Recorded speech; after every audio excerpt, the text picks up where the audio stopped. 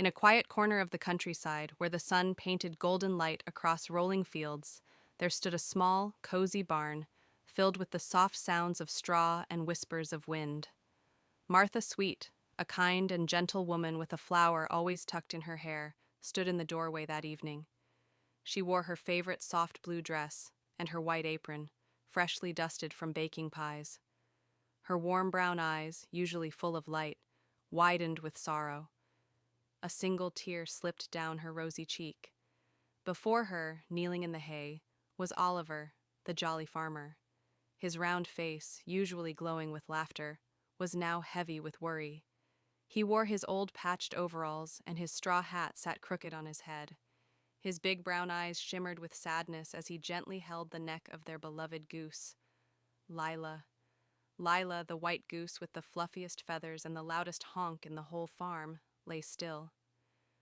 "She's not moving, Martha," Oliver whispered, his voice trembling. "She was fine this morning, singing with the wind." Martha raised her hands slightly to her mouth, her heart aching. "Oh, Lila," she breathed. The gentle lantern light behind her glowed softly, casting long, warm shadows around the barn. Everything felt still, like the whole world had taken a deep breath. Martha stepped forward, kneeling beside Oliver, her apron brushing the straw. She reached out and gently stroked Lila's soft feathers. "She's warm," she said, a glimmer of hope in her voice. "Maybe she's just tired. We'll care for her, just like we always have." Oliver nodded.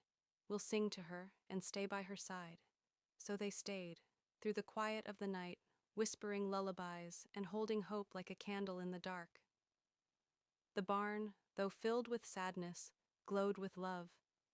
And just as the stars began to twinkle in the sky, there came a soft sound, a tiny flutter, a whisper of breath, and then, honk!